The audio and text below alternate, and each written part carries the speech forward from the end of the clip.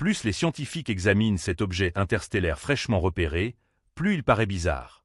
Pour l'instant, il file à travers notre système solaire à une vitesse folle d'environ 61 km par seconde par rapport au Soleil, ce qui en fait l'élément le plus rapide de notre coin de l'univers. Actuellement, il se trouve à Rougli 2,56 unités astronomiques du Soleil, donc il a déjà bien pénétré l'orbite de Jupiter.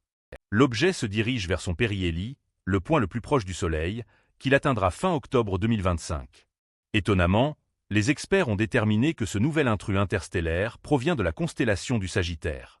Précisément la même zone céleste d'où ont émergé auparavant des signaux radio énigmatiques. Parmi les plus renommés, on compte le signal WOW, une émission radio puissante et inexpliquée captée pour la première fois en 1977. Le détail captivant, c'est que 3 atterrissages d'Atlas en provenance de cette direction ont piqué la curiosité de tous. Mais attendez, ces derniers temps, l'objet commence à afficher un comportement anormal et des caractéristiques curieuses, incitant certains chercheurs à le considérer avec plus de gravité. Ils insistent sur la nécessité de le surveiller étroitement via nos télescopes les plus performants lors de son passage rapproché de Mars le 3 octobre 2025. Permettez-moi de vous exposer quelques découvertes récentes sur cet objet qui soulèvent l'interrogation. Est-il vraiment d'origine naturelle? Un engin rapide de la taille de Manhattan fonce vers notre système solaire. Comète, astéroïde ou autre chose?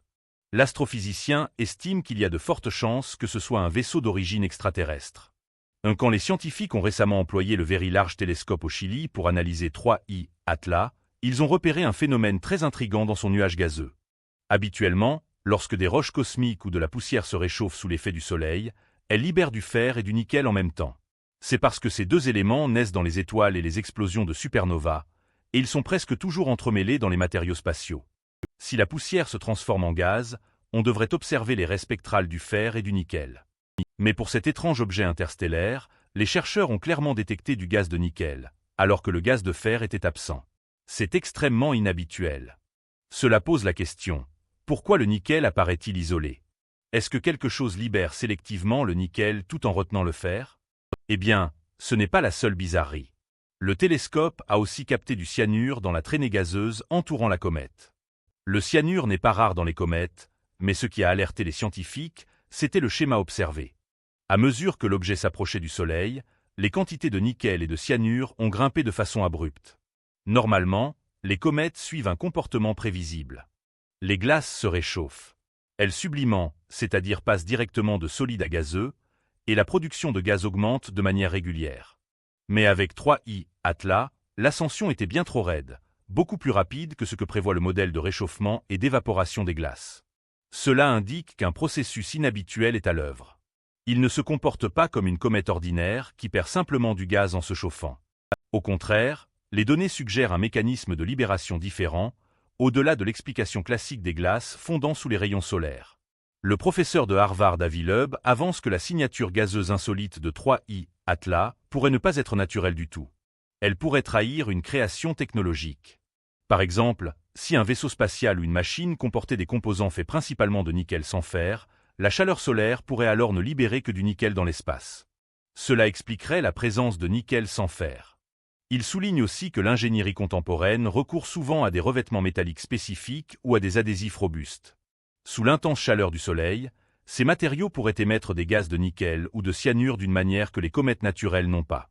Pour corser l'énigme, les scientifiques ont par ailleurs détecté une quantité exceptionnellement élevée de dioxyde de carbone émanant de l'objet. Selon Avi Loeb, ce surplus de CO2 s'accorderait avec l'hypothèse d'une origine industrielle ou artificielle, car il ne colle pas au comportement standard des comètes ordinaires. Mais ce n'est pas le seul aspect étrange de cet objet. Récemment, des indices laissent penser qu'il pourrait générer sa propre lumière. Une chose totalement imprévue pour un corps ressemblant à une comète.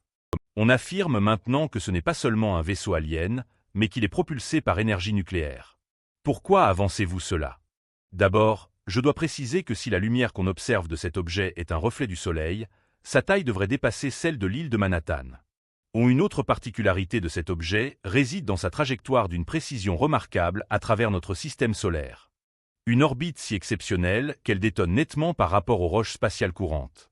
La plupart des objets interstellaires pénètrent à des angles aléatoires, mais celui-ci sort du lot. Son chemin s'aligne presque parfaitement dans le même plan plat que les planètes suivent, l'écliptique. Un tel alignement est d'une rareté incroyable. Et ce n'est pas un hasard. Cet angle permettrait justement un survol qui l'amène plus près de Mu. Cette trajectoire traverse plusieurs planètes, comme si elle suivait un itinéraire calculé à l'avance.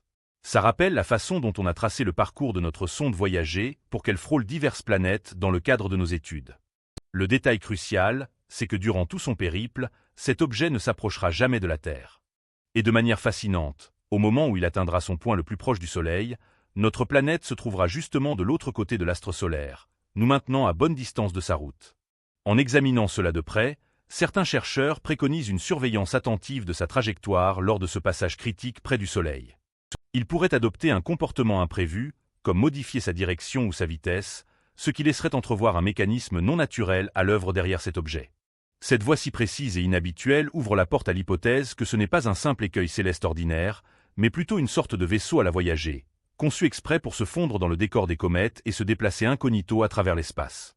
De plus, il provient d'une zone parmi les plus énigmatiques du cosmos, la même orientation d'où l'on capte depuis des décennies des signaux radio bizarres. Face aux bizarreries de cet objet et à sa trajectoire si exceptionnelle, quelques experts estiment que si une autre société voulait sonder notre système solaire, c'est précisément ainsi qu'elle procéderait, s'infiltrer discrètement en se faisant passer pour un banal voyageur cosmique. Cette notion fait écho à l'hypothèse de la forêt sombre. Elle postule que, si des civilisations avancées existent bel et bien, elles pourraient opter pour des explorations furtives, se camouflant sous des dehors naturels comme ceux d'une comète ou d'un astéroïde, et orchestrant leur déplacement avec minutie pour esquiver tout repérage. Pas par agressivité, mais par conscience des périls d'un univers potentiellement hostile. Les scientifiques prévoient d'examiner ce nouveau venu interstellaire lors de son passage très rapproché de Mars, le 3 octobre 2025. L'orbiteur de reconnaissance martien de la NASA, équipé de la caméra haute résolution IRISE, devrait tenter de le photographier. Cet instrument pourrait révéler des détails fins jusqu'à environ 30 km par pixel, ce qui, bien que insuffisant pour discerner de petites structures, offrira néanmoins des données précieuses. Cela permettra de déterminer si l'objet émet sa propre lumière ou non. Les chercheurs sont emballés, car ce pourrait être la toute première fois qu'un objet interstellaire serait capturé en images depuis une autre planète. D'autres engins spatiaux, comme la mission Psyché de la NASA et la sonde JUICE de l'ESA, pourraient s'en approcher suffisamment fin 2025 pour l'observer. Bon, ce n'est pas la première fois qu'on croise un visiteur mystérieux en provenance de l'extérieur de notre système solaire. En 2017, on a repéré le premier objet interstellaire connu, Oumuamua. Sur le coup, il paraissait n'être qu'un astéroïde allongé un peu étrange qui traversait l'espace, mais des observations ultérieures ont mis en lumière des anomalies, comme une accélération inexpliquée et l'absence de queue visible, ce qui ne collait pas avec nos connaissances sur les comètes ou les astéroïdes. Malgré ces indices troublants, la majorité de la communauté scientifique les a balayés, en concluant qu'il s'agissait forcément d'un phénomène naturel. Quand certains spécialistes, dont Avi Loeb, ont évoqué la piste d'une origine artificielle ou du moins anormale, il était déjà trop tard pour une étude approfondie. L'objet avait filé à toute vitesse près de la Terre et quittait déjà le système solaire. Ce rendez-vous manqué représente en quelque sorte une occasion ratée. Désormais, avec 3i Atlas, on tient une nouvelle opportunité. Il présente lui aussi ses propres anomalies inexpliquées. Et cette fois, on sait qu'il ne faut pas fermer les yeux. Qu'ils soient naturels ou non, les leçons du passé nous ont appris à accorder plus d'importance à ces intrus interstellaires singuliers.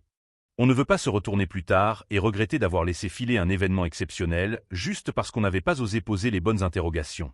Si la vidéo vous a plu et que vous souhaitez nous encourager, n'hésitez pas à cliquer sur Super Merci ou à vous procurer un de nos super t-shirts dans notre boutique de merch. Un immense merci pour votre visionnage et un grand coup de chapeau à nos membres de chaîne pour leur soutien fidèle. À la prochaine vidéo.